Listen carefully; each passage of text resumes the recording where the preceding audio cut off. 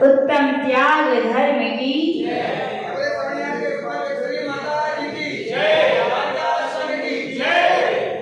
बंधु, हम सभी लोग यहाँ पर पर्युषण पर्व की पावन बेला में उत्तम त्याग धर्म की व्याख्या को सुनने बैठे हुए हैं।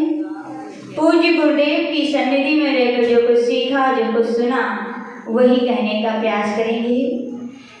उत्तम क्षमा, उत्तम मार्ग, उत्तम आज, और क्या आया था? उत्तम सहज धर्म। आचार्य भगवान ने वहां कहा था कि भैया जो धन कमाया है उसमें क्या रखो? आप संतोष रखो। क्या रखो? संतोष रखो। संतोष रखो यानी कि जितना आपको आवश्यकता उतना ही कमाए, अन्याय का धन ज्यादा कमाने की आवश्यकता, संतोष रखें। अब आचार्य भगवान कह रहे हैं कि उत्तम त्याग कि जो आपने धन कमा के रख लिया है, अब आप ज्यादा नहीं कमा रहे, संतोषी बन गए हैं, लेकिन याद रखना मल तो मल है। क्या है? धन के लिए या कहीं लोभ के लिए आचार्य कुंद देव ने और आचार्य भाषाणोपेक्षा में कार्तिकेय महाराज ने कहा है लोह मल पुंजम। लोभ क्या है? मल कहा है। मल यानी क्या? प्रसन्न भैया, शरीर में मल लग जाता है तो क्या करते हो? छुटाते हो, और छुटाने के बाद फिर रख लेते हो। क्या करते हो? अलग करते हो ना।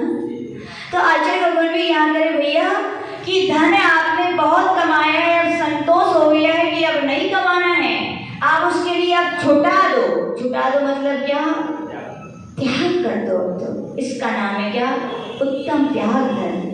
ये श्रावकों का है, लेकिन संतों से कहा गया हे संत, आप 4 कसायों का क्षय करके उस सम्य ज्ञान के सूर्य के प्रकाश में संयम को आपने धारण किया है, और संयम ने केवल आपके आते हुए कर्मों को संबर किया था। पूर्ववत कर्मों की निर्जरा करनी थी, तो आपने क्या धारण किया था? तप। क्या धारण किया था? तप यानी क्या? मनुष्य जीवन को पाकर कहा गया भैया तप करो। क्या करो? लेकिन आप लोग क्या करते हैं? मेकअप, है ना, महिला यही करती है ना। जीवन पाया किसके लिए पाया है? तप करने के लिए। लेकिन व्यक्ति मेकअप में खड़ा, महिलाएं नहीं, अब तो पुरुषों की भी ब्यूटी पार्लर होने लगी, उनकी भी कटिंगें होने लगी सिर बालों की। हाँ, तो आचार्य भगवान कह रहे नहीं, शरीर मिला है तप करने, मिला है मेकअप करने नहीं मिला। कितना तप करना चाहिए? उतना ही तप करना चाहिए। शक्ति तप लिखा है। क्या लिखा है सुमन जी उसमें? शक्ति तस्तप, जितनी शक्ति उतना ही कीजिए। शक्ति नहीं है और अपन तप करते हो तब क्या हो जाता है? फिर क्या हो जाता है? आफत। तब क्या हो जाता है? आफत हो जाता है। वो तपस्या हमारे लिए बहुत बड़ी समस्या बनने लगती है। तो आचार्य भगवान कह रहे तप धारण किया है, अब कह रहे तप त्याग तपस्या में आप कर रहे हो, तुम त्याग करो। और देखना विश्व के सभी दर्शन में संत होते हैं कि नहीं होते? सभी दर्शन में संत होते हैं, सभी जगह गुरुओं की महिमा गाई गई है। लेकिन विश्व के सभी दर्शनों में यदि त्यागी की मूर्ति के रूप में यदि देखे जाने वाले कोई श्रेष्ठ संत होते तो कौन होते? दिगंबर संत होते। कौन होते हैं वो? क्यों होते हैं? इतना त्यागा, कितना त्यागा कि कपड़े अपने शरीर पे, तन पर भी एक धागा भी नहीं रखा, इतना उन्होंने त्याग किया। वो कौन कहलाते हैं? दिगंबर संत कहलाते हैं। हम लोग ने पूज्य गुरुदेव के साथ तमिलनाडु में, कर्नाटक में, महाराष्ट्र में जगह जगह बिहार किए, जगह जगह अनेक दर्शनों के संतों से मिले। कई बार तो कोई श्रद्धालु होते हैं, सरल हृदय के होते हैं तो वो सामान्यतः झुक जाते हैं, लेकिन कई झुकना किसी के सामने क्या सरल है क्या? खुद भी साधु और सामने भी साधु हो तो झुकना बड़ा कठिन होता है। उदाहरण सुनाते हैं नासिक के पास का। हम लोग का विहार चल रहा था पूज्य गुरुदेव के साथ। भीषण गर्मी का मौसम था, सायंकाल का समय हुआ। एक तपोवन है नासिक रोड पर, बहुत बड़ा हिंदू संप्रदाय के शिवलिंगी साधुओं का बहुत बड़ा मठ है। तो वहाँ पर रात्रि में विश्राम हुआ एक जगह पर, जहाँ पर कमरे थे, धर्मशालाएं थी। शाम का प्रतिक्रमण हुआ। प्रतिक्रमण के बाद हम सभी माता जी लोग वहाँ पर दूसरा ग्राउंड था तो वहाँ चले गए और एक ग्राउंड में पूरे महाराज और राजर्षि लोग रुके हुए थे। उस समय उस मठ के जो कुछ साधु थे वो आए और उन्होंने नमस्कार किया। क्या नहीं किया, सीधे ऐसे खड़े थे बस। तो देखते रहे क्या कर रहे हैं ये लोग, देखते रहे। शाम हो गई, गर्मी में एक तो गर्मी होती है, दूसरा प्रकोप किसका होता है? मच्छरों का। समझदार हो आप लोग, है ना? तो मच्छर भी फ्री में आ जाते हैं बिना बुलाए मेहमान की तरह। और वहाँ के मच्छर तो ऐसे थे, मक्खी से भी बड़े होंगे, इतने बड़े बड़े मच्छर थे, बहुत बड़े बड़े मच्छर थे। मच्छरों का प्रकोप शुरू हो गया और वहाँ पर वे साधु देख रहे थे कि ये साधु संत क्या करते। मच्छरों ने हमला बोल दिया, काटने लगे। तो वे साधु पूज्य आचार्य के पास आके बोले, आचार्य से डर के नहीं बोल पाए। वहाँ पे कोई महाराज जी थे, उनसे बोले सुनिए यहाँ मच्छर बहुत हैं, ओढ़ने के लिए कुछ कंबल वगैरह है कि नहीं है? तो महाराज जी ने कहा गुरुदेव बताएंगे, हम नहीं बताएंगे, गुरुदेव ज़्यादा अच्छे से बताएंगे। तो वो उनके लिए आचार्य के पास भेजा। आचार्य के पास आए, बोले आप लोग इतनी गर्मी में इतने बड़े मच्छर हैं, कोई चद्दर रजाई वगैरह ओढ़ने की व्यवस्था है कि नहीं है? तो आचार्य का भैया भगवान महावीर का मार्ग एक ऐसा मार्ग है जहाँ पर तन पर ढकने के लिए वस्त्र की कोई आवश्यकता नहीं कही गई। एक ऐसा मार्ग है जहाँ पर दिशाएं ही उनके वस्त्र हैं। दिगंबर संत कभी वस्त्र नहीं धारण करते हैं, चाहे गर्मी हो तो भी कुछ नहीं ओढ़ते हैं और ठंडी आ जाए तो भी नहीं ओढ़ते हैं, बारिश आ जाए किसी भी प्रकार के वस्त्र का आवरण का दिगंबर का अर्थ ही क्या है? दिल यानी दिशाएं, अंबर यानी जिनके वस्त्र हैं वे दिगंबर होते हैं। तो उन्होंने कहा अच्छा, तो फिर बोले अच्छा कपड़े नहीं लेते तो एक काम करें, आपके पास मच्छरदानी तो रखते होंगे आप लोग। क्या बोले? मच्छरदानी तो रखते होंगे। तो आचार्य बोले साधना के मार्ग पर साधन बहुत बड़े बाधक होते हैं। क्या बोले? साधना के मार्ग पर साधन सुविधाएं साधना में बाधक होती हैं। साधन तो साधन है, जितने रखते जाओ उतने कम है। किसकी आवश्यकता नहीं है बताओ?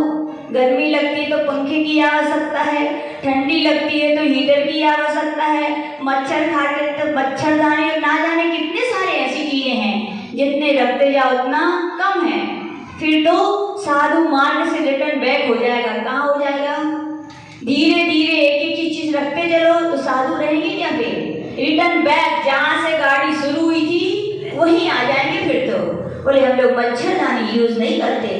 बोले यूज नहीं करते कोई बात नहीं, हम लोग दे दें तो आप ले लेंगे? बोले नहीं, हम लोग यूज ही नहीं करते। तो बोले अच्छा फिर कैसे आप लोग रात्रि सोएंगे, ऐसे इतने बड़े बड़े मच्छरों में आप लोग कैसे सो पाएंगे?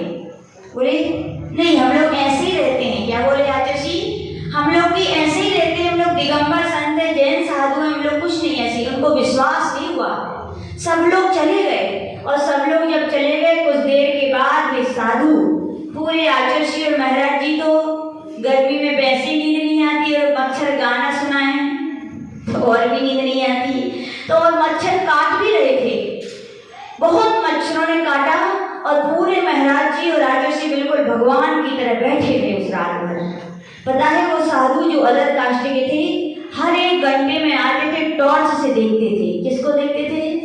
पूरे महाराज जी और आचार्य को। ये कर क्या रहे हैं? कुछ लगा रहे हैं कि मार रहे हैं कि भगा रहे हैं मच्छर, क्या कर रहे हैं? एक घंटे में आकर देखा तो पूरे महाराज जी आचार्य बिल्कुल भगवान की तरह मूर्ति बने बैठे थे। फिर 2-2 घंटे में आते रहे और उन्होंने देखा कि इन्होंने रात्रि भर न कुछ ओढ़ा न कुछ लगाया और साधना करते रहे। इतनी साधना से प्रभावित हुए कि उन्होंने ये खबर जाके अपने गुरु महाराज को दी। जो शिष्य नहीं झुक रहे थे उनके गुरु महाराज आए, मालूम कितने मोटे थे? 100-150 तो कम तो हुई ना पक्का गई, इतने मोटे ताजे थे। और ऐसे बड़ा उनका जटाजूट था, ऐसे लग रहा था बाल बचपन से ही हमने कहीं बनवाए ना हुई हैं, इतने बड़ा उनका जटाजूट। और इतनी बड़ी बड़ी वो गले में मोतियों की मालाएं पहने, इतने धीमे धीमे चल रहे थे। क्यों चल रहे थे धीमे धीमे? हेल्थी थे, धीरे धीरे ऐसे ऐसे चले आ रहे थे। हम लोग ने देखा सुबह, और जब हम लोग सुबह पहुंचे तो आचार्य महाराज जी के पूरे शरीर में लाल लाल ऐसे बड़े बड़े धब्बे बन गए थे। क्यों बन गए थे? मच्छरों ने काटा था। वे साधु आए जिन साधुओं ने पहले हाथ नहीं जोड़े, आज वे गुरु सहित आए और उन्होंने साष्टांग नमस्कार किया। बोले कि सच्चे साधना की कोई मूर्ति है धरा पर तो दिगंबर संत ही है। और उन मोटे जो संत थे उनके गुरु जिनसे 4 कदम चलते नहीं बन रहा था, उनने लगभग 1-2 किलोमीटर से ज्यादा बिहार करवाया पूरे संत का। ये है क्या? दिगंबर संत यदि मूर्ति है तो किसकी मूर्ति है? यहाँ की तपस्या है। कहा जाए हम लोग तमिलनाडु भी गए तब वहां पर एक साधु शिवराम जी करके मिले। कौन मिले? बेबी बड़े पहुंचे हुए संत थे, उनके 4-5 हजार शिष्य थे। कितने थे? 4-5 हजार उनके स्वयं के शिष्य थे।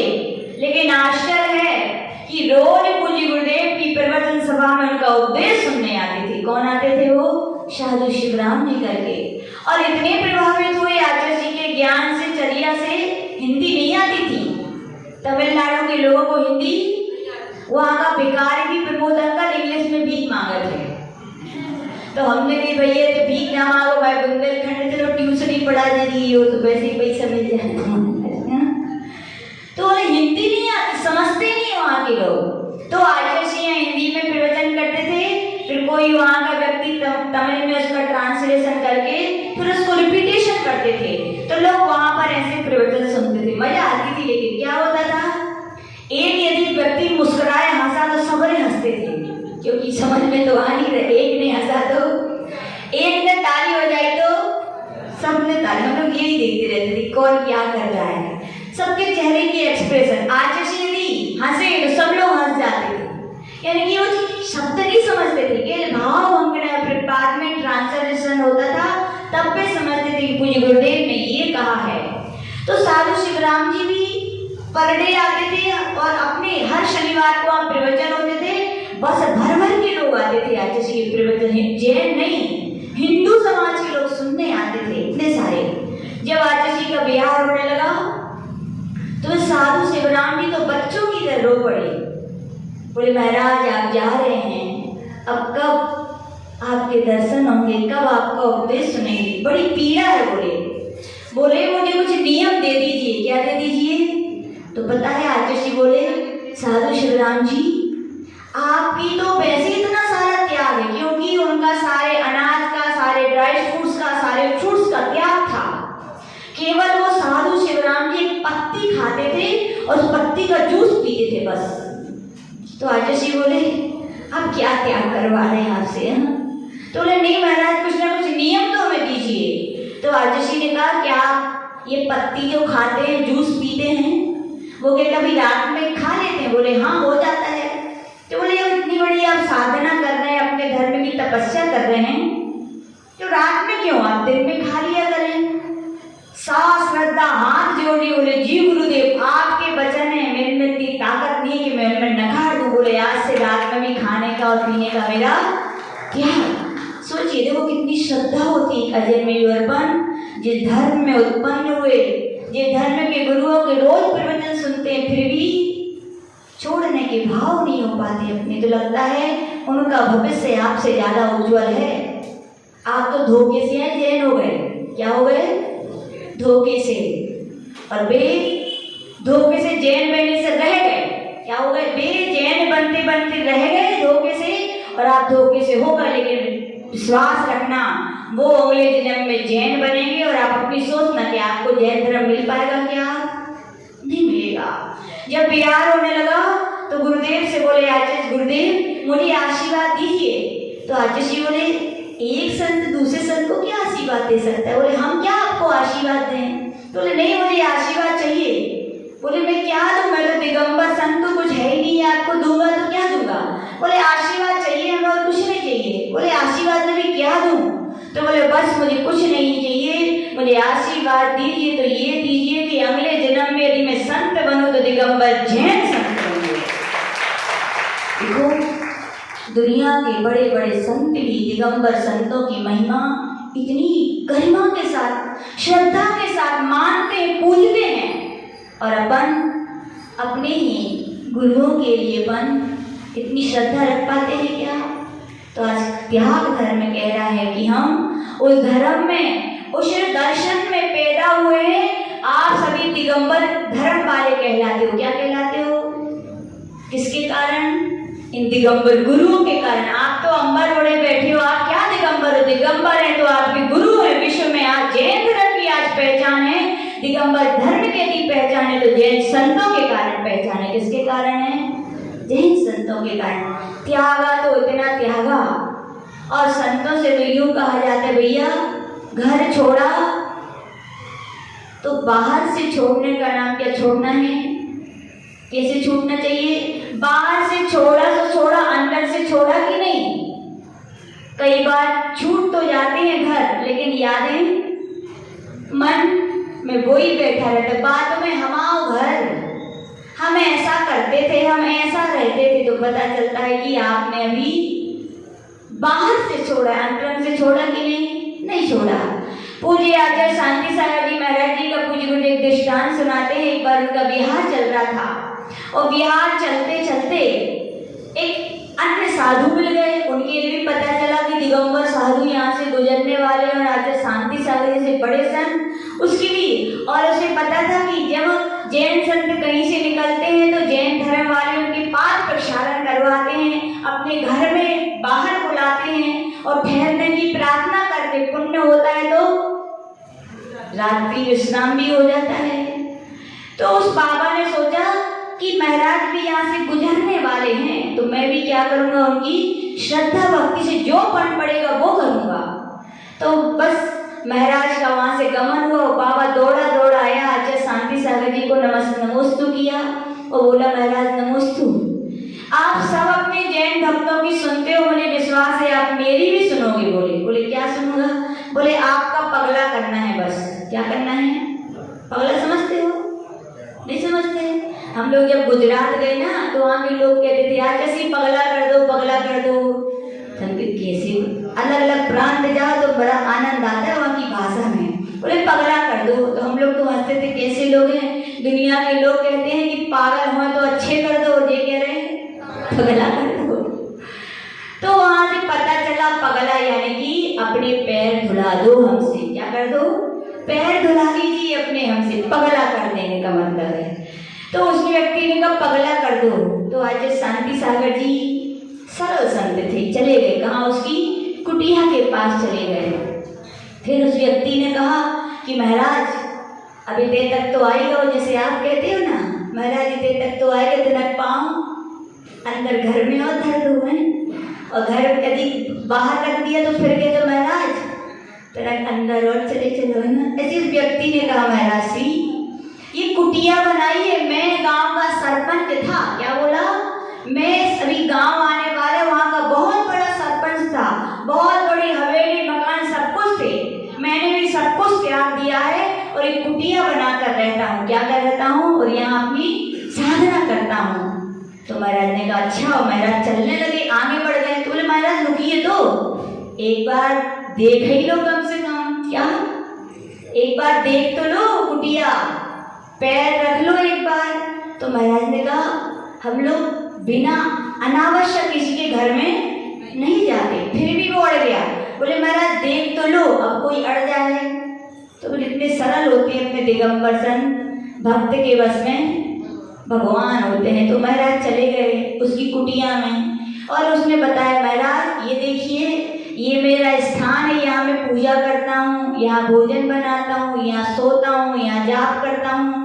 इतनी सी कुटिया में उसने सब स्थान का, जैसे आप लोग बताते थे ये रूम है, ये रूम है, इसने एक कुटिया में उसने सारी जगह बता दी। और महाराज मुस्कुराते हुए सब कुछ सुन रहे थे और देख रहे थे और महाराज आगे बढ़ गए। तो व्यक्ति पूछा महाराज नमोस्तु, अब मैं जा रहा हूँ। तो महाराज जी ने कहा ठीक ठीक आशीर्वाद। बोले महाराज एक बात बता दो। बोले क्या? बोले भाई कुटिया कैसी थी? क्या बोला? बता दो कि भाई कुटिया कैसी थी। तो महाराज ने कुछ नहीं कहा। फिर आगे महाराज आगे बढ़े, फिर बढ़ गया।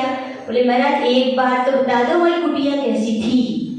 तो महाराज बोले हे संत तुमने घर को छोड़ा नहीं है, घर का ट्रांसफर किया है। पहले तुम मिट्टी चूने और सीमेंट के मकान में रहते थे, लेकिन अब तुम घास फूस के मकान में रहने लगे हो। तुमने घर नहीं किया है बल्कि क्या किया है? अपने मोह का ट्रांसफर किया है। पहले चूने मिट्टी का घर था तो अब घास फूस का है, लेकिन तुम्हारा मोह क्या कम हुआ? पहले उसको भी तुम अपना कहते थे और आज भी अपना कहते हो। तो आचार्य कहते हैं हम लोगों से भैया घर छोड़ा। छोड़ा क्या? घर छोड़ के आए क्या हम लोग? कहाँ छोड़ा? घर तो जहाँ था वही है। घर नहीं छोड़ा जाता भैया, व्यक्ति नहीं छोड़े जाते, वस्तु नहीं छोड़ी जाती। उनके प्रति अहमद ममेदम और अहमेदम और मैं बनेगी तू बनेगी ममत्व के आशक्तियों के भाव छोड़े जाते हैं। छोड़े जाते हैं कि नहीं? वस्तु तो ज्यों की तो घर था, आज है कि नहीं है? बोलो आज भी है। हम चले जाएं तो आज भी वो घर घर ही कहलाएगा, लेकिन किसका कहलाएगा? दुनिया कहेगी कि ये इनका घर है, लेकिन साधु कभी नहीं कहेंगे कि हमारा घर है। और जिस दिन वे कह देंगे हमारा घर है, सारे दुनिया के घर के दरवाजे उनके लिए बंद हो जाएंगे। और जब वे कहते हैं कि हमारा घर नहीं है, तो सारे दुनिया के दरवाजे खुले होते हैं। कहते महाराज ये आपका ही घर है। बोलो ऐसे ही कहते हो तप्पू भैया? आज ऐसी आए थे सपना, घर दिखा दो कि नहीं? यही कही थी आज ऐसी आप ही को घर आए। क्या कही थी? ये कही थी कि हम क्या कही थी? गुरुदेव आपका घर है।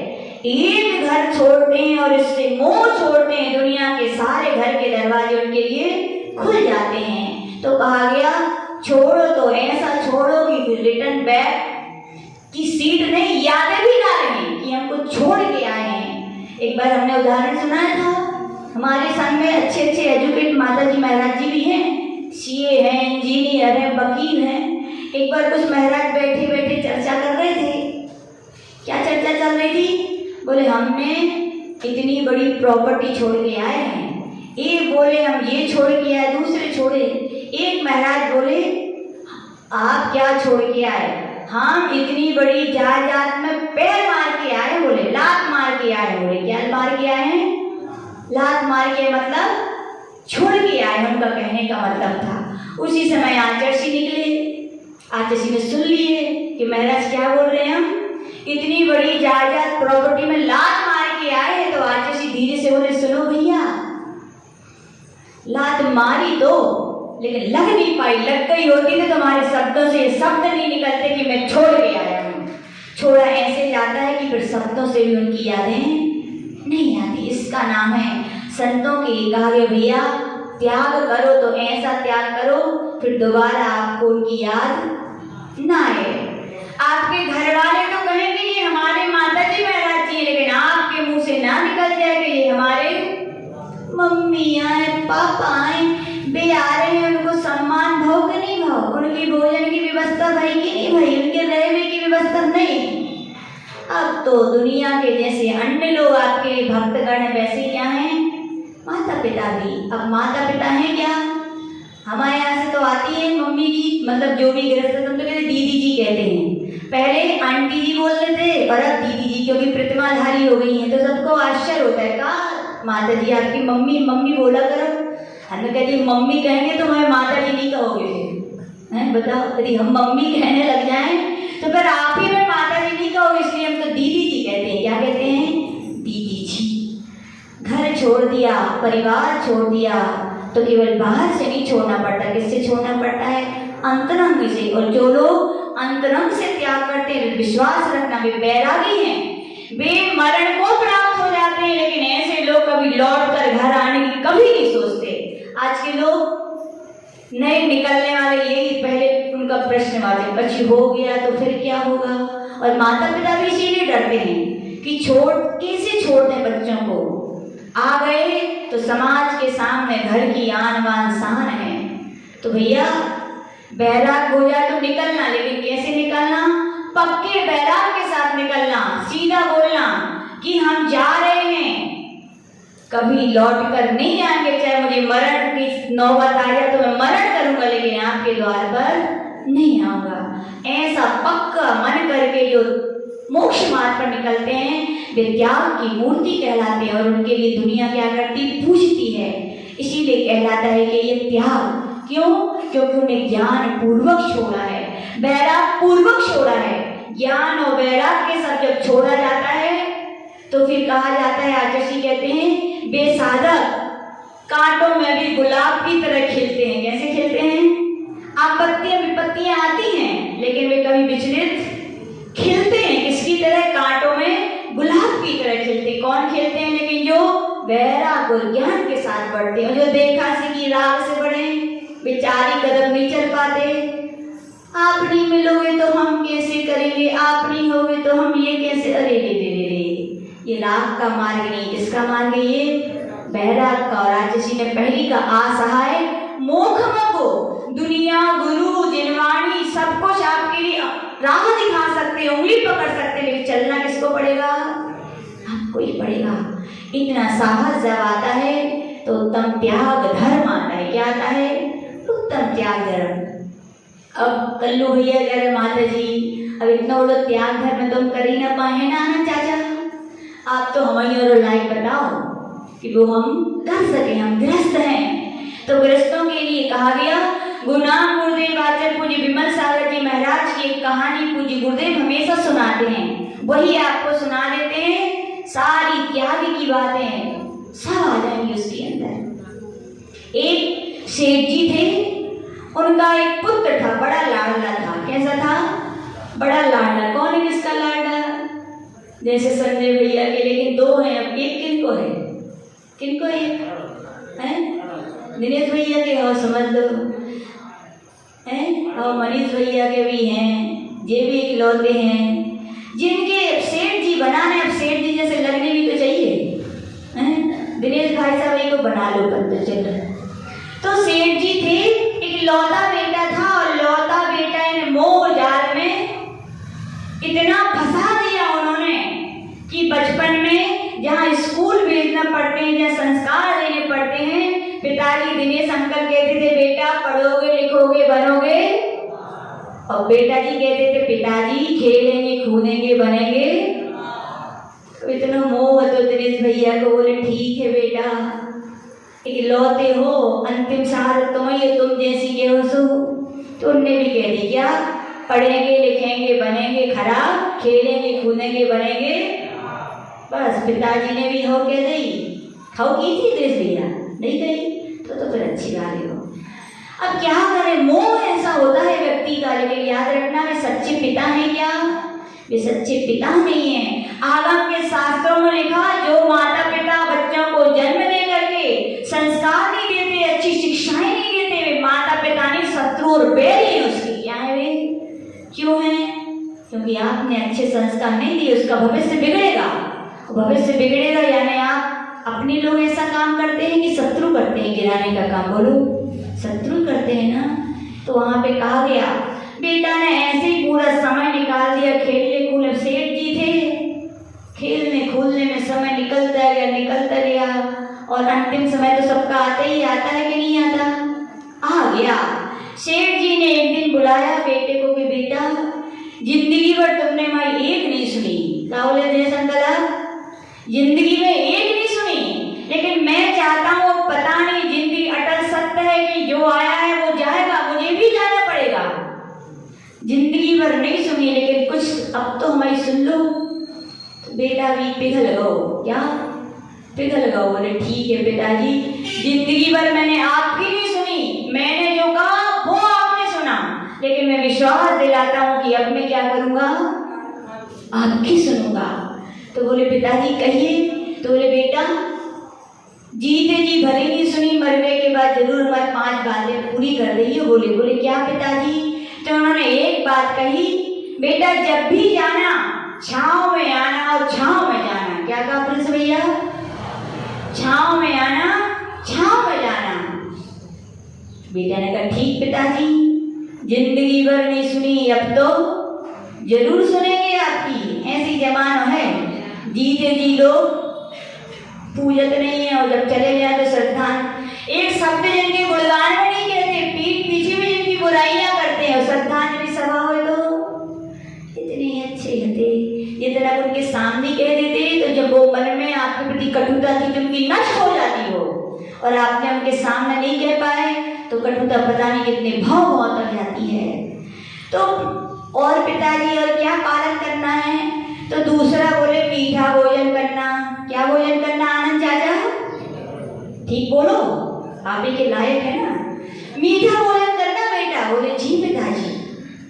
बोले और क्या पिताजी? तो तीसरा बोले कि बांध करके छोड़ना नहीं। किसे? मानसी भाभी याद रखना, क्या? बांध करके छोड़ना नहीं। बोले और पिताजी चौथी बात आदित्य तुम ध्यान रखना, दे करके लेना नहीं। क्या बोले? दे करके लेना नहीं। बोले जी पिताजी। और 5वीं बात क्या थी चंदा चाची? चंदा चाची से नहीं, ढूंढने पड़े कौन से कही जाए, कौन से कहें हम हैं? हाँ ये क्या नाम है, बबली, ये क्या नाम, रूपाली भाभी ध्यान से सुनना। हाथी बांधना। क्या बांधना? हाथी बांधना। याद हो गई 5 बातें? प्रांशु क्या बात याद की? आनंद चाचा।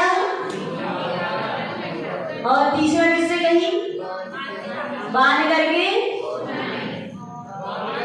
दे करके लेना नहीं, और बोले जी पिताजी।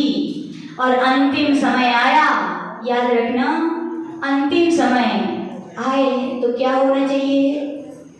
अपने पुत्र से, अपने पुत्रियों से भैया जिंदगी भर कहने रखना चाहिए, बेटा मैंने बचपन में तुम्हें इस उंगली को पकड़कर मंदिर ले गया था, इस उंगली को पकड़ करके मैंने तुम्हें सम्य शिखर जी की यात्रा कराई थी। जब तू छोटा था तो मैंने तुमको बार बार डहुकार मन सुनाया था, तुम जिंदगी भर कुछ कर पाए ना कर पाए, अंतिम समय आए तो मुझे एक बार डहुकार मन जरूर सुना देना। बोले ऐसे ही कह के रखना चाहिए, इतना मोह में नहीं फंसाना चाहिए बच्चों को कि डॉक्टर मना कर रहा है फिर भी डॉक्टर के पास भगे ले जा रहे। साधु सामने बैठे हैं, उनके पास नहीं ला पाते। कभी कभी लगता है वे बच्चे हैं क्या? नहीं, मोह ही है।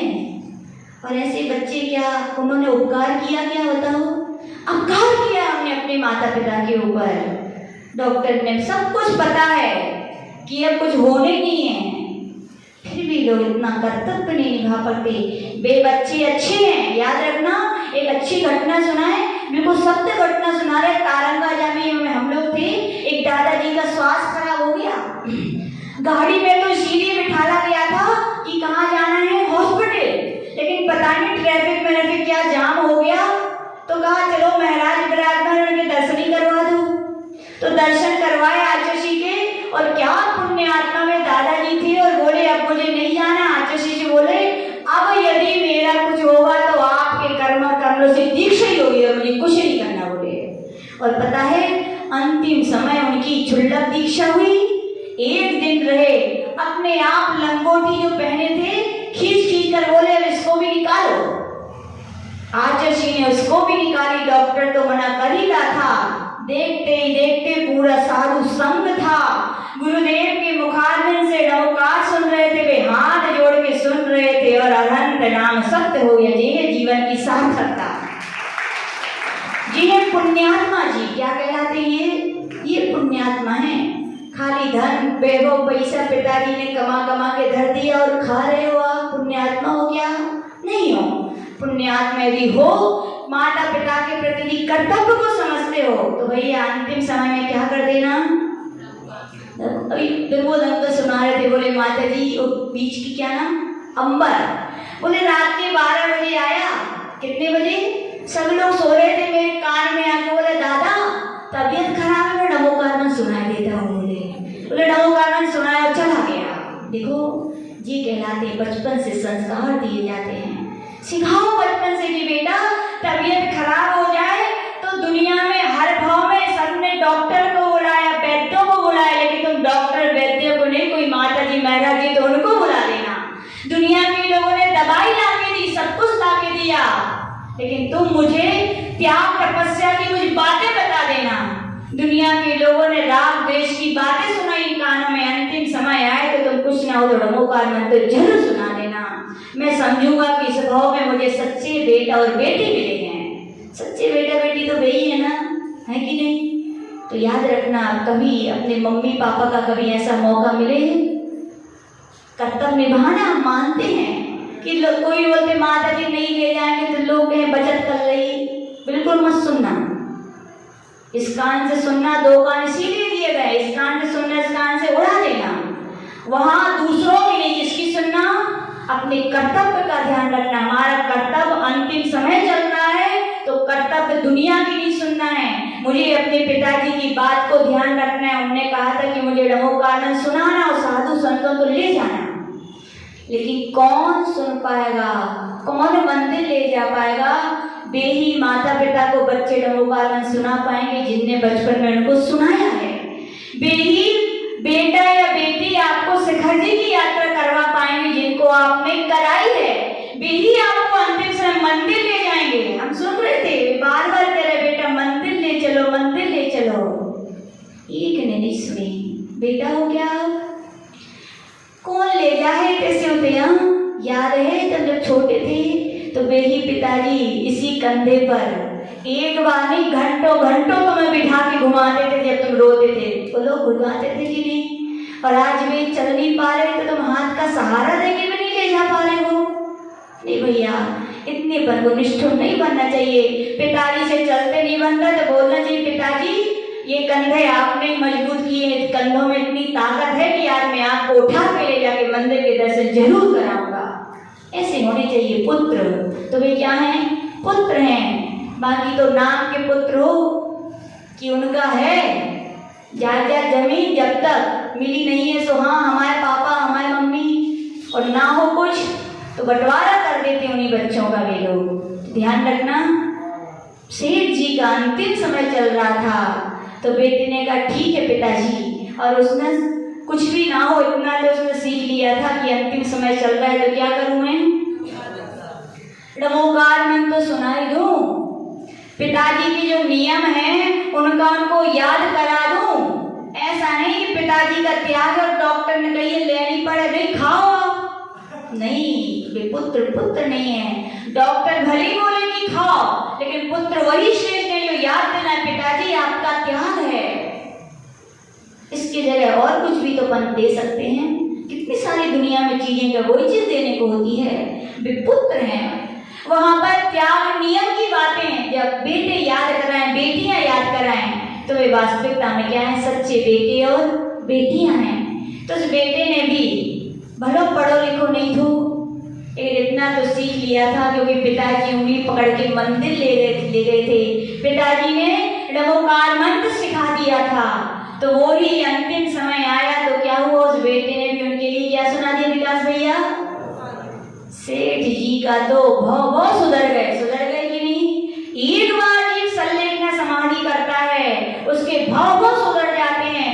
ऐसे जीव के कहा गया एक बार जिसने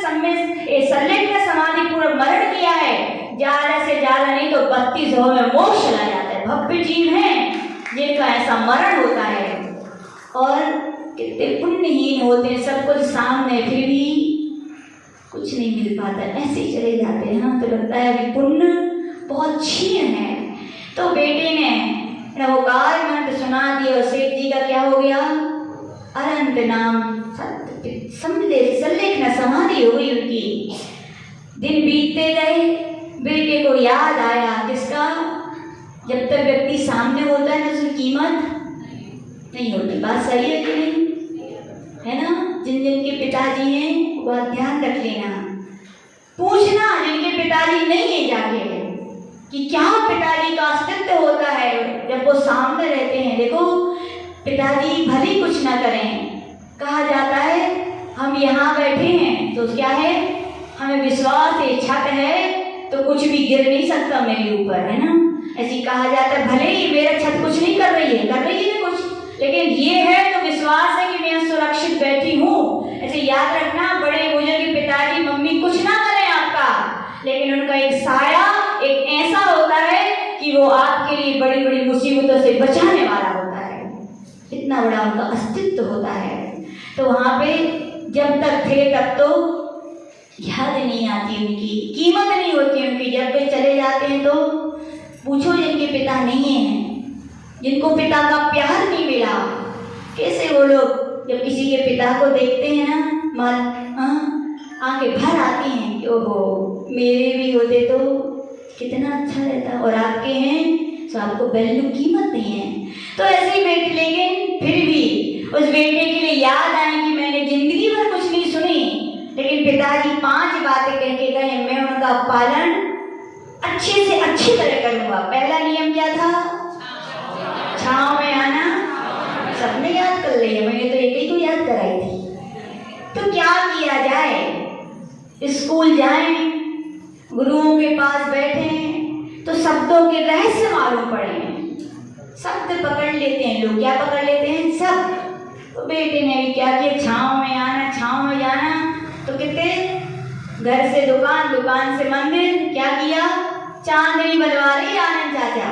क्या किया, दुकान से घर और घर से मंदिर, जहाँ जहाँ वो जाता हुआ सारे में चांदनी लगवा दी, चांदनी लगवा ली। जब भी जाए तो छाँव में जाए और खुश। क्यों खुश, काहे खुश प्रांशु भैया?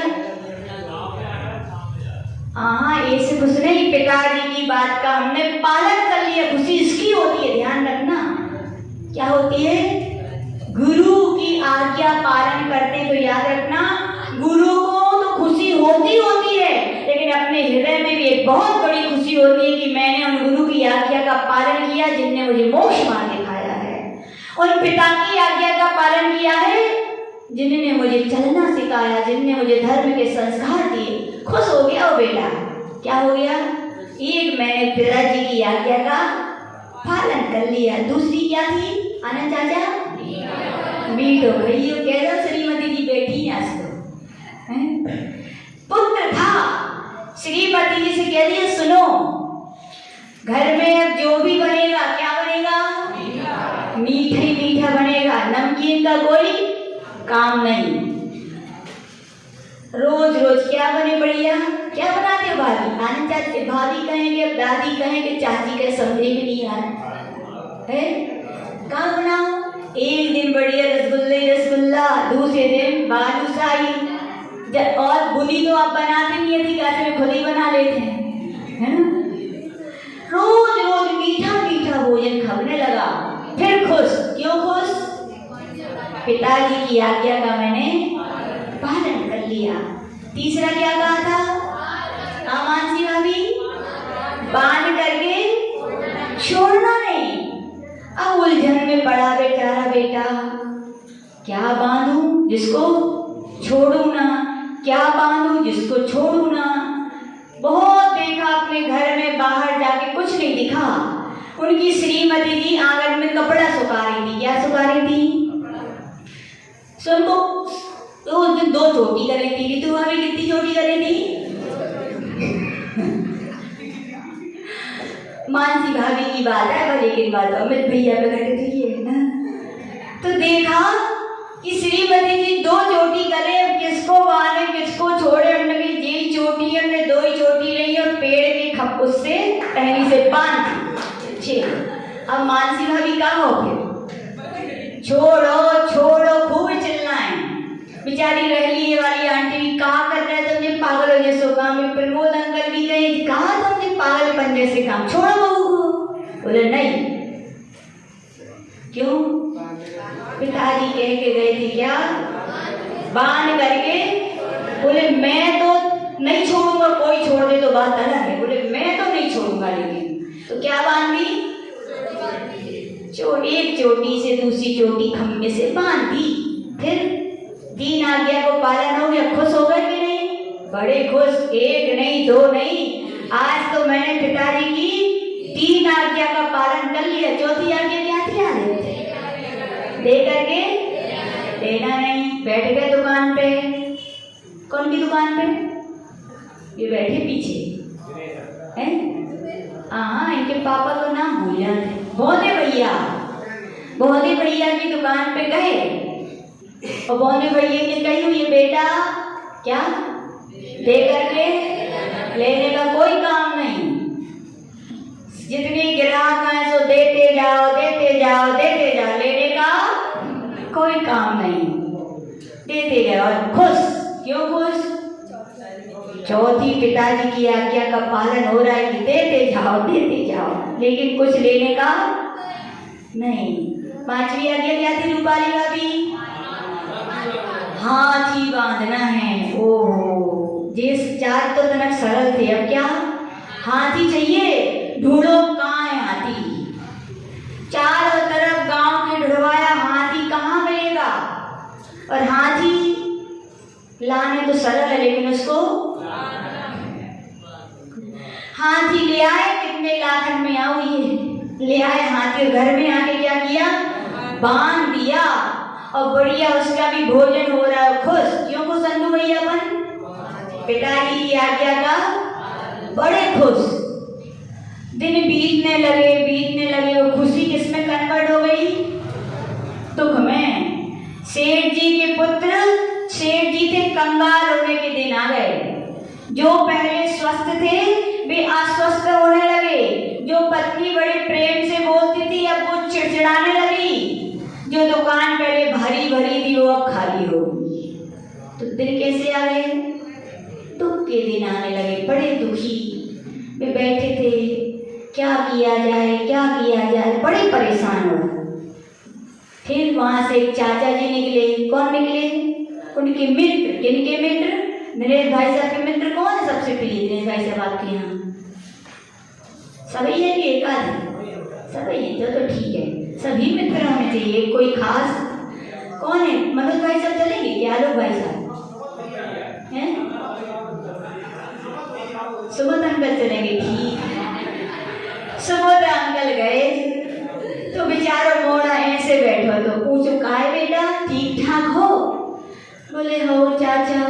बोले शब्दों से तो कह रहे हो, लेकिन चेहरा तो बता रहे हो कि ठीक, क्योंकि चेहरा व्यक्ति का सब कुछ सही बोलता है। आप शब्दों से भले ही गलत बोलो, लेकिन चेहरा आपका, हम पता है कोई लोग हमें बातें सुनाते हैं ना तो कान तो उनके पास लगे रहते, लेकिन आंखें उनके पता हमें क्या, जो भी जिस व्यक्ति के पास रहता है उसको समझता है। वो कितने कुछ बनाने की कोशिश करे, लेकिन चेहरा उसका बनाने बुद्धू नहीं बनने देता, सब कुछ सही कहता है।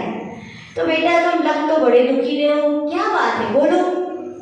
अब पिताजी नहीं रहे तो कोई बात नहीं, हमको ही अपना क्या समझो।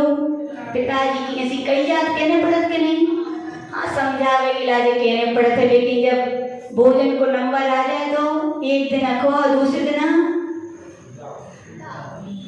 ऐसे आवाज निकालो कि वे समझ लें कि यार भोजन की व्यवस्था विद्या आंटी से ऐसे लड़ो कि दूसरे दिन वे आहे ना। लोग तब तक अपना कहते हैं कि शब्दों से, और जब सही नंबर आता है तो पीठ खिसक जाते हैं। फिर भी सुमा तकलने का बेटा कछु बताओ कहाँ हो गई, हमें को अपनों समझो। बोले पिताजी ने 5 बातें समझाई थी, जिंदगी भर एक नहीं सुनी है चाचा हमने उनकी। ये कह रहे थे कम से कम मरने के बाद ही मैं पूरी कर दी। बोले पूरी कर दी। बोले बेटा तो खुशी की बात है। बोले खुशी की बात तो है, लेकिन घर में ऐसी नौबत आ गई, कल आपके यहाँ भोजन करवे आने पर उसमें अंकल ने फिर कहा कही जरूरत नहीं है, ऐसे कही थी, ऐसे तो कही थी। तो बोले बेटा कहो क्या 5 बातें बताई थी। क्या बताई थी? पहली छाँव में आना। बोले तो बेटा तुमने क्या किया? बोले क्या करो चाचा, घर से दुकान, दुकान से मंदिर, मंदिर से घर, पूरे में क्या लगवा ली? चांदनी। और चांदनी बोले फिर क्या हुआ? बोले चांदनी तो चांदनी होते चाचा, कितने दिन चले? 15 दिन, 20 दिन, हर महीना फिर लगवाओ, फिर लगवाओ। कितनी लगवाए? पैसा बहुत पेड़ पे लगेंगे कर रहे होंगे। तो बोले अच्छा बेटा और क्या? फिर दूसरा क्या कहा था? मीठा। तो बेटा क्या किया? बोले रोज रोज हम लोग क्या खा रहे हैं बढ़िया, इतना मीठो खाते हैं, इतना मीठो खाते हैं कि क्या हो गए? बीमार हो गए, डायबिटीज हो गई, जितना खाओ नहीं उतनी दवाई में खर्चा हो लगो है। बोले अच्छा बेटा और क्या किया था? पिताजी ने क्या कहा था? बांध करके छोड़ना नहीं। बोले क्या किया तुमने? बोले कछु नहीं, देखो तो श्रीमती की 2 ही चोटी बांध दी, पहले में परमेश्वर समझती, अब तो एक मोटी आंख नहीं देखती होती, ऐसी ना बता दी। बोले और बेटा तीसरा क्या था? बोले दुकान जो सेठ जी के नाम से पूरे गांव में भरी रहती थी, कभी खाली नहीं होती थी। अब बोले दुकान की एक रैक में एक वस्तु नहीं बची है। बोले क्यों? बोले पिताजी ने कहा था देते जाना लेकिन लेना। फिर अंतिम क्या हुआ? हाथी। बोले सब तो ठीक ही था कि जब से वो हाथी आओ, बोले लाए तो जितने में आते उतने से ज्यादा तो वो दिने तक भोजन हो जाते हो। बोले अब तो ऐसा लग रहा है फकीर चंद करोड़पति रोडपति होने के दिन आ गए। कैसे आ गए? तो चाचा ने अच्छे थे, सुमत अंकल समझदार चाचा थे। बोले बेटा सुनो, हर शब्द का शाब्दिक अर्थ नहीं लगाना चाहिए। बड़े बुजुर्ग जो कहते हैं वो ज्ञान पुस्तकी ज्ञान नहीं होता, वो जीवन में ढला हुआ अनुभव का ज्ञान होता है। वो कौन सी बात करते हैं? अनुभव की बात करते हैं।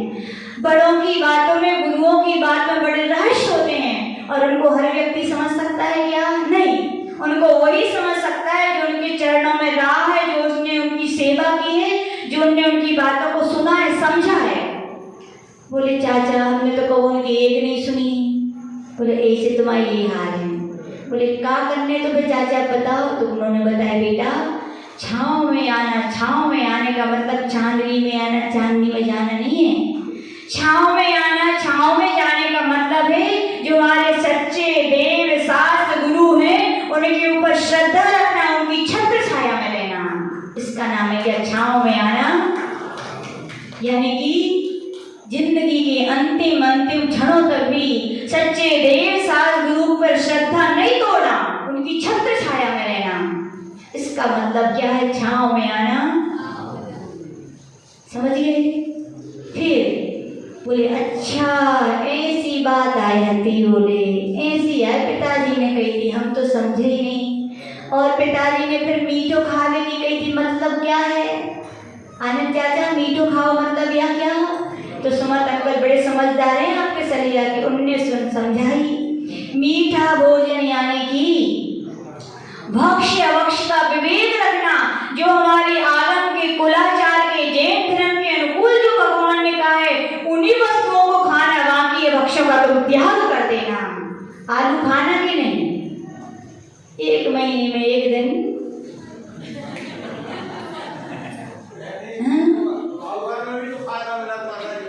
तो अभक्ष्य चीजें नहीं खाना, जिनमें आगम में निषेध किया गया उन वस्तुओं को नहीं खाना।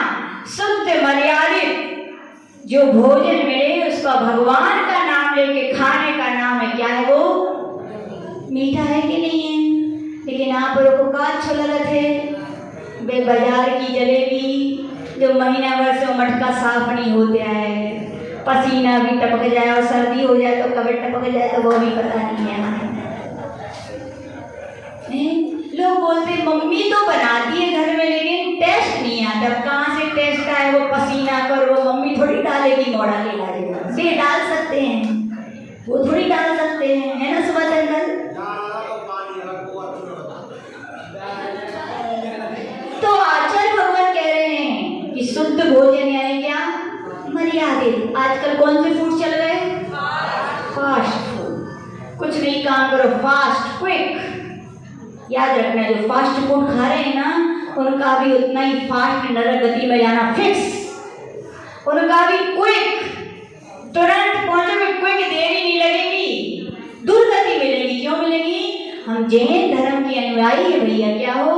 और जैन धर्म तो छोड़ो, हम पहले मानव हैं। बताओ मानव हो कि नहीं? यहाँ जैन की बात तो करो नहीं, चाहे कोई हिंदू हो, मुस्लिम हो, ईसाई हो, सिख हो, कोई भी धर्म का हो, पहले मानव हो कि नहीं? मानव हो तो मानवता अपनाओ भैया। इंसान हो तो इंसानियत लाओ। जब तुम्हें एक सुई की नोक चुभने पर कष्ट होता है तो दूसरे प्राणियों पर जो छुरी चलाई जा रही है और जो उनसे वेस्ट मटेरियल निकलता है उनको फास्ट फूड में डलता है। बताओ है कि नहीं? पढ़ लो पिज्जा, कभी नेट पर सर्च कर लेना, पिज्जा का जो पीछे नंबर लिखा रहता है कवर पे, उसको डालना मोबाइल पे और क्या करना पड़ता है? सर्च करके उसको करो, खोलो तो खुलता है। उसमें सबसे पहले मालूम क्या खुलता है? सूअर का मुंह। हाँ सही बोल रहे हैं, हंसने की बात नहीं है। सूअर की चर्बी ही पिज्जा में है। अब कहो कि हम जैन धर्म के अहिंसक हैं, हम शाकाहारी। बोलो आप शाकाहारी हो क्या? ऐसे नहीं तो ऐसे खा रहे हो। जितने भी फास्ट फूड हैं, जो चाउमीन, जो बर्गर, लोग बोलते हैं घर में खा लेते हैं। ओह, बेच तो तुम बाहर के ही ला रहे हो। माता जी को काय बता रहे, हम थोड़ी बनाए। उनको बताओ जो खाते नाम खाता है।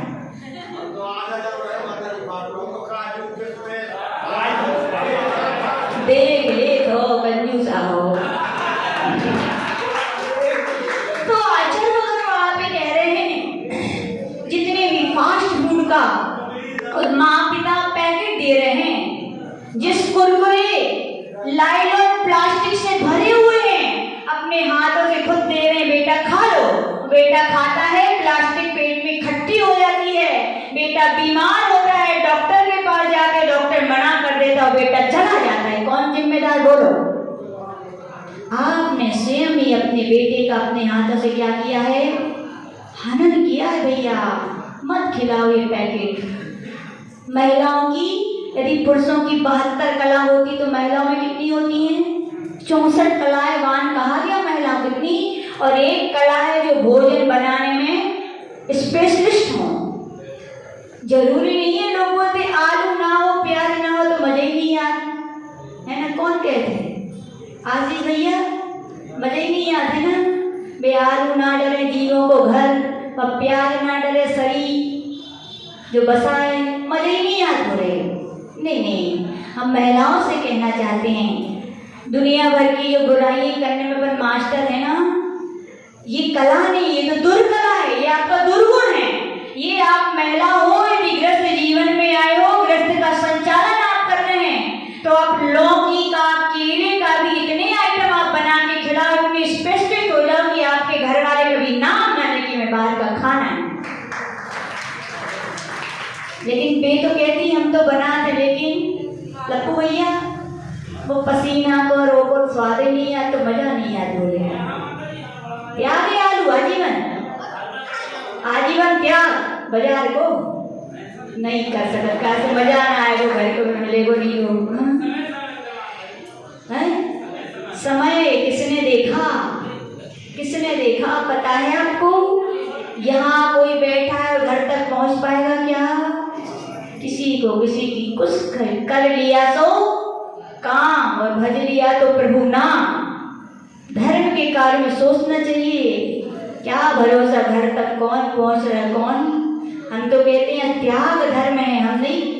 लोग बड़ी बड़ी त्याग की बातें पर कुछ ना करें, इतना तो नियम ले लें कि अपन फास्ट फूड जैसी खराब चीजें ना खाएं। कोल्ड ड्रिंक क्या है? बोले शराब थोड़ी है माता जी, लेकिन याद रखना बिना शराब डले कोल्ड ड्रिंक की पैकिंग भी नहीं होती। एल्कोहल यानी क्या? शराब ही तो है। एल्कोहल यानी क्या? शराब ही तो है। बिना एल्कोहल के उसकी पैकिंग नहीं होती, पहले वो डाली जाती है।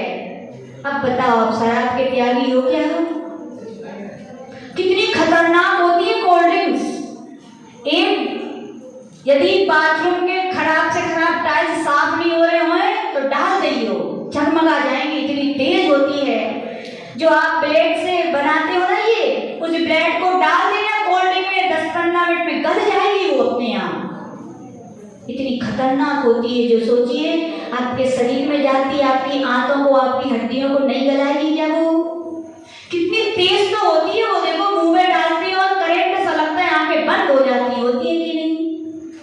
फिर भी गटागट पी लेते हैं। एक रियल घटना सुना है, एक भैया जी एक ट्रेन में जा रहे थे और उन्होंने कोल्ड ड्रिंक पी और पी और टिके ही रह गए। क्यों?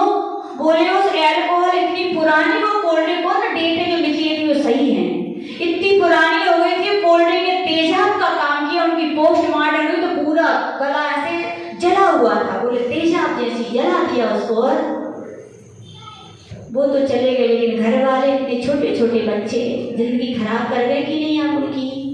तो आचार्य भगवान के भैया मीठा भोजन करो, कैसे करो आनंद चाचा? बूंदी खूब खाइयो, लेकिन फास्ट फूड ना खाइयो, कोल्ड ड्रिंक ना खाइयो, बाजार के में काकट ना खाइयो। इसका नाम क्या है? बेबी डाला दुनिया का जा तो कहा। तो मीठा भोजन का अर्थ ये है। तीसरा क्या कहा था?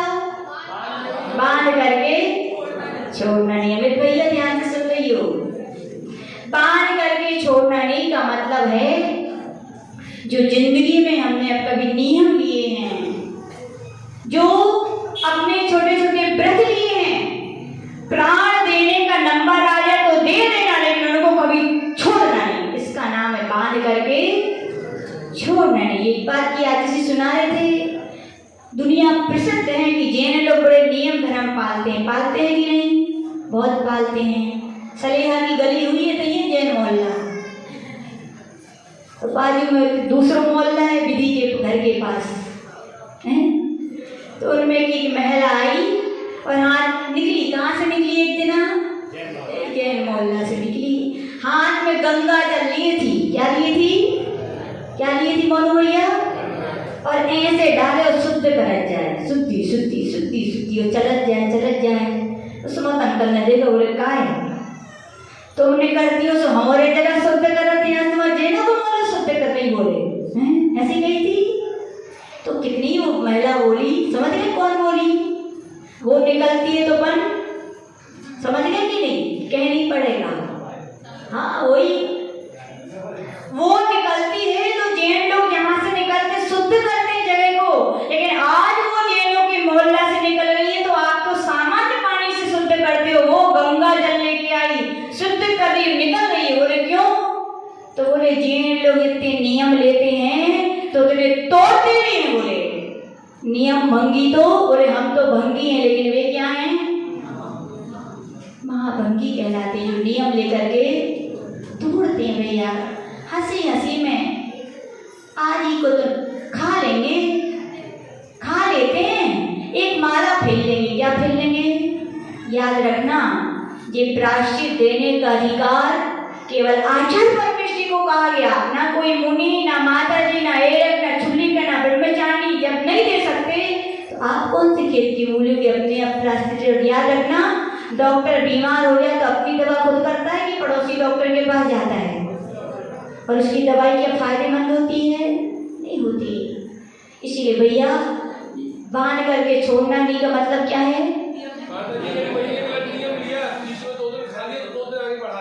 नहीं, ऐसा नहीं होना चाहिए। अपने मन से द्रव्य क्षेत्र काल भाव में परिवर्तन देख करके परिवर्तन करने का अधिकार आचार्य परमेश्वरी का है, आपका नहीं है। अपने मन से जो लोग ऐसा करते हैं वो बहुत गलत कर रहे हैं, छल कर रहे हैं। आप अपने से, नियम से और जिन गुरु से लिया उनसे आप इतना मन पक्का बना भैया, अनादिकाल से तो खाया कौन सा तुमने 1 महीना को छोड़ दो तो बड़ा पहाड़ तोड़ दो। हाँ, और वो भी छोड़ गिन गिन के निकालते हैं दिन।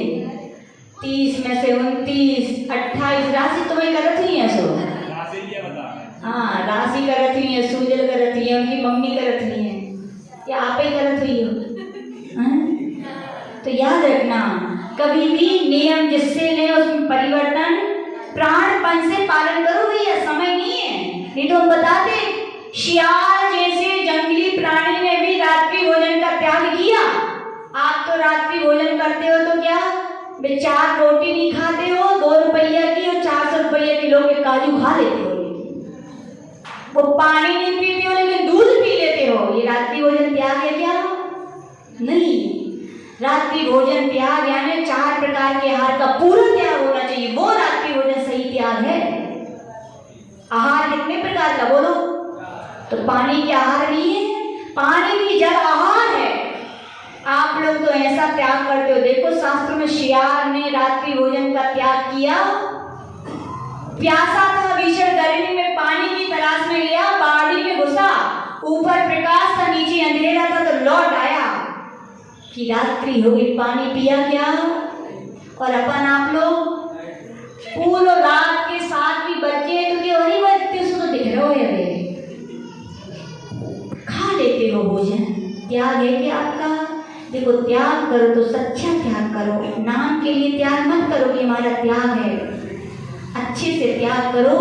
सौभाग्य मान के कि जो भगवान महावीर ने जिस त्याग के मार्ग को बताया, हम जिस धर्म में पैदा हुए उसका पालन कर रहे हैं, गौरव होना चाहिए। और आप लोग तो क्या टाल मटोल सा करते हो, बस मिल गओ। जैसे व्रत करते हैं तो 12 बजे रात के बाद कह देते हैं अब दूसरा दिन लग गया। जी सब का समाधान की बातें नहीं है। तो यहाँ पे कहा गया कि वो शियाल होकर के भी क्या करता है? पानी नहीं पीता, ऊपर आता है नीचे जाता है, पानी नहीं पीता वो, और उसका अंतिम समय आ जाता है, भगवान का स्मरण करके मरता है और स्वर्ग का देव होता है। क्या होता है?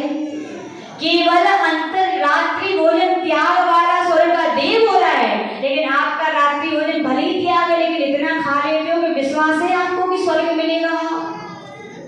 हमें तो नहीं है, क्योंकि ये सच्चा त्याग नहीं है। तो समझ में आया? बांध करके छोड़ना नहीं। आगे क्या कहा था? दे करके देना नहीं।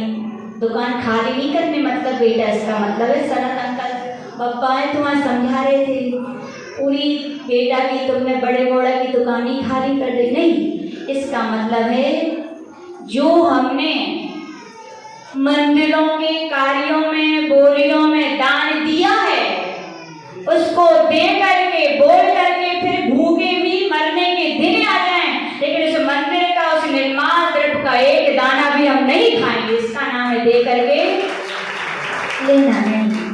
देखो पूरी गुरुनाम गुरुदेव आचार्य विमल सागर जी महाराज कितनी अनुभव से ज्ञानी रहे होंगे कि उन्होंने ऐसी कहानी सुनाई हुई है। समझ में आया? दे करके लेना नहीं यानी क्या? बोली बोल दी है तो फिर आपका अधिकार है क्या? फिर याद रखना, शास्त्र में बहुत बड़ी बड़ी निर्माल द्रव्य की बातें आई हैं। पढ़ना हो तो पढ़ लेना। आचार्य कुंद कुंद महाराज का ऋण सार ग्रंथ 6-7 गाथा इसी में भरी हैं कि जो लोग निर्माल द्रव्य खाते हैं ऐसा संसार का कौन सा दुख है वो है जो उन्हें नहीं मिलता। विकलांग होते हैं, दरिद्री होते हैं, काने होते हैं, लूढ़े होते हैं, 18 कुष्ठ रोग वाले होते हैं, दुर्गति के पात्र होते हैं। कौन होते हैं? जो मंदिर का एक दाना भी खाते हैं, निर्माल जिसे कहा जाता है। और आप खाते हो कि नहीं? आप लोग यही कहेंगे कोई नहीं खाते, लेकिन ध्यान रखना मंदिर का लेकर के खाने का नाम के लिए निर्माल नहीं है। आपने बोली बोली है और कमेटी वाले चक्कर लगा रहे हैं तो ध्यान रखना निर्माल का ही खा रहे हो। क्या खा रहे हो? दान तो क्या कहा गया? इसे हाथ तुरंत देना चाहिए। अभी हम लोग इटावा में थे, वहाँ के चन्नी चाचा हैं बड़े फेमस, करोड़पति अरबपति, लाखों की बोलियां लेते हैं। मालूम कब लेते हैं? जब वे अपने जेब में पैसा रख के लाते हैं, तुरंत देते हैं, जे लीजिए। ये कहलाता है दान। तुमने बोल दिया और कमेटी वाले वर्षों वर्षों अभी भी लोग सुनाते हैं कई शहरों में, बोले माता जी कई साल बीत गए 10 लक्षण के, 10वें साल पहले 10 लक्षण में बोली गई थी, बोले आज तक नहीं गई। बताओ तुम प्याज नहीं खा रहे, उसका निर्माल नहीं हुआ? बोलो निर्माल हुआ कि नहीं? इसीलिए कहा गया बोली का पैसा यदि आप समय पे नहीं दे रहे हो तो वो क्या है आपके लिए? निर्माल है। निर्माल यानी कि कहा गया जो निर्माल सेवन करता है वो 60,000 वर्षों तक विष्टे का कीड़ा होता है। बोले क्या होता है सनत अंकल? ऐसे हम बोले बोली लेते नहीं है कबो काय को? हाँ ऐसे ही होना चाहिए, यही कहानी है। और आज से भी आपके सलेहा का कोई दद्दा दद्दा करके कौन कहलाती? दद्दा पन्ना लाजी किनके घर के थे? बुल्ली चाचा के घर के। उनका सुनाते जब भी आज का प्रवचन होगा वो दद्दा की बात जरूर सुनाएंगे, तो हम भी सुनाई दे रहे हैं। बोले कभी श्रीयांशगिरी में कभी कुछ प्रोग्राम होता था तो चंदा इकट्ठा करते थे, लड़के लोग करते थे कि नहीं? सबसे मंगाते थे और दद्दा यदि श्रीयांशगिरी में हो तो उनसे मांगते थे कि दद्दा आप भी दे दो। तो बोले दद्दा आज से सुनाते बहुत सारे कपड़े पहनते थे। बोले पहले बनियान में उसमें भी जेब, फिर वो कोट से उसमें भी जेब, जैकेट और फिर कोट, जेब ही जेब। बोले वे अपने एक एक जेब से हाथ निकालते थे और पैसा देखते थे। क्या आप रोज ऐसे नहीं कि दान करने तो पहले जेब में हाथ डाला देखा थे सबसे छोटो नोट और सिक्का बंद हो गए हैं? नहीं नहीं, बोले वे देखते नहीं थे, सीधे निकालते थे और दे देते थे। और यदि बेचारे लड़के कहे कि दद्दा आपके हिसाब से तो बहुत कम है, बोले हैं आपके हिसाब से तो ये बहुत कम है और दो लिखवा दो, तो मालूम भी क्या कहते? बोले बेटा लिखवा करके मुझे पाप के भार में मत डुबाओ। बोले तो कहते थे हम घर आके ले लेंगे, बाद में ले लेंगे, तो मुझे पाप के भार में मत डुबाओ। बोले काहे आप ऐसी काहे कह रहे? बोले भरोसा है कि मैं घर तक पहुंच पाऊंगा। यदि मैंने लिखवा दिए और घर तक ना पहुंच पाया, मेरी मृत्यु हो गई तो मुझे कौन से गाँव में पता नहीं बैल और गधा बन के चुकाना पड़ेगा। बोले इसलिए बोले मैं लिखवाता हूँ। ऐसी होना चाहिए भैया, किसी के जीवन का भरोसा नहीं है, जो है सो तुरंत दीजिए, देर मत लगाइए। इसका नाम है क्या? दे करके लेना नहीं, इसका नाम। और अगला क्या कहा था? हाथी बांधना। बांधो कि नहीं रूपाली भाभी? बांधो है। हाथी बांधना है क्या? साधु संतों को अपने गांव में आमंत्रण करना। सरल है क्या? बहुत टेढ़ा है, लेकिन किनके लिए? जिनके अंदर श्रद्धा भक्ति नहीं होती। जिनके अंदर श्रद्धा भक्ति होती, आचार्य बोलते हैं गांव नगर और घर बड़ा नहीं चाहिए पड़ता, दिल बड़ा होना चाहिए। क्या बड़ा होना चाहिए? दिल बड़ा हो। तो देखो अपने श्रीयांशगिरी 35-40 साधुओं के साथ के चतुर्मास नहीं करते? बोलो करते हैं कि नहीं? साधुओं को बांधना यानी क्या? हाथी बांधना यानी क्या? साधुओं को नवन में आमंत्रण करना। और आमंत्रण अकेला नहीं करना, क्या करना? उसके साथ सेवा करना, चौका लगाना। क्या लगाना? सेवा करने तो हम आगे और चौका पड़ोसी लगाए। बोले ऐसा क्या? नहीं, आपके सलेहा वाले तो प्रसिद्ध हैं, जगत प्रसिद्ध है, आज ऐसी हर जगह सुनाते हैं। बोले श्रीयांशगिरी में थे, पानी गिरता था, कोई गांव के पहुंचे न पहुंचे, लेकिन सलेहा कीजिए कौन है ये? जिज्जी भाई, सोनाबाई भाई और बट्टी भाई। बोले टुकनिया में पूरा सामान लेके बाड़वी और नाला में पानी भरा रहता, तैर के जाती थी, अपने हाथों से पत्थर भर के उसमें भर के फिर जाती थी। जहाँ पर ऐसी परंपरा रही हो दान की, इतनी मेहनत करके भी, तो आज क्या कुछ कमी है क्या सुविधाओं की? आज तो भैया सब सुविधाएं हैं, चक्की है, ऑटो है, काम वाली भी लगी है, बर्तन भी नहीं मांजने हैं। तो भी यदि पर पीछे हटते हैं तो याद रखना आपके जीवन में कभी उपलब्धियां नहीं आ सकती। दान देना चाहिए, देना चाहिए कि नहीं? सब प्रकार के दान देना चाहिए। दान कैसे देना चाहिए? छिपकर कि छापकर? हैं? याद रखना, जिनको बड़ा शौक होता है ना, हमने इतना दान लिया, उसका नाम लिखा जाना चाहिए। कहाँ लिखा जाना चाहिए? बोले मंदिरों में जगह नहीं है। बोले कोई बात नहीं, सीढ़ियों पे लिख दो। बोले ओ कभी लगता है कि तुम इतने से पूछ के ला रहे, दूसरों के पैरों के नीचे तुम्हारा नाम दब रहा है, तुम्हें उसका दुख नहीं है, लेकिन इसको है कि हमने तो दान करो दुनिया देख रही है। ओह, याद रखना, जो दान छपा करके दिया जाता है वो छप जाता है। छप जाता है क्या? नहीं, जो दान छपा करके देते हैं उनका छिप जाता है, और जो छिप करके देते हैं उनका भाव भाव में छपा मिलता है। उनके लिए क्या मिलता है? छपा मिलता है। दान इसीलिए क्या देना चाहिए?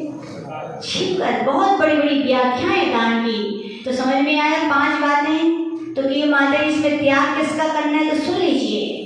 छाँव में जाना, छाँव में जाने में देव सास गुरु के ऊपर तो श्रद्धा करना, लेकिन कुदेव कुशास कुगुरुओं के ऊपर श्रद्धा का त्याग कर देना। त्याग का धर्म है ना, तो क्या त्याग करना है अपने लिए? कुदेव कुशास कुगुरुओं के ऊपर श्रद्धा नहीं रखेंगे। दूसरा नियम क्या था? मीठा भोजन करना का मतलब देखो, ज्यादा समझ के बैठ गए। त्याग क्या करना है इसमें? त्याग का ये त्याग करना है कि भैया हम अभक्ष भोजन नहीं करेंगे, पेट ही तो भरना है। जिनसे जीवों का हनन करके जो वस्तुएं बन रही है, बताओ जीवों के प्राण क्या दोबारा आ सकते हैं क्या? नहीं आ सकते, लेकिन आपका तो पेट दाल रोटी से भर सकता है कि नहीं? तो ऐसी चीजों का भैया त्याग कर दें, ये कह रहा है त्याग धर्म। तीसरा क्या कहा था? बांध करके छोड़ना नहीं।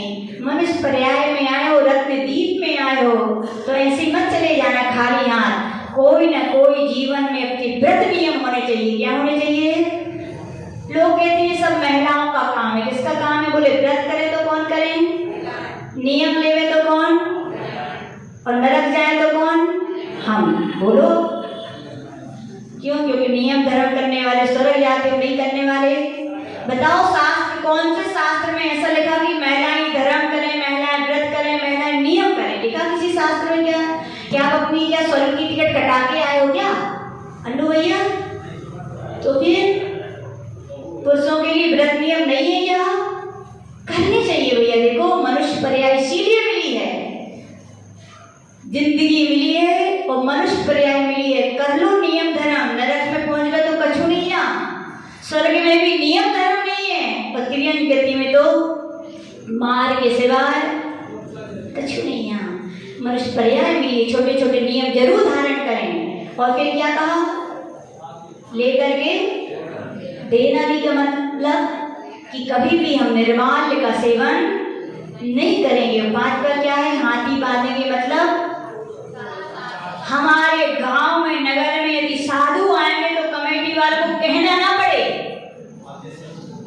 हम तो खुद नियम लेंगे। साधुओं का चतुर्मास हो रहा है, हमारा हर महीने 7 दिन शुद्ध भोजन करने का नियम है। ऐसे नियम ले लेने चाहिए। चतुर्मास करा रहे हो ना, खाली लेना लेना थोड़ी सीखोगे। माता जी ये तो जो सिखा दो वो सिखा दो, जो सिखा दो, लेना लेना नहीं।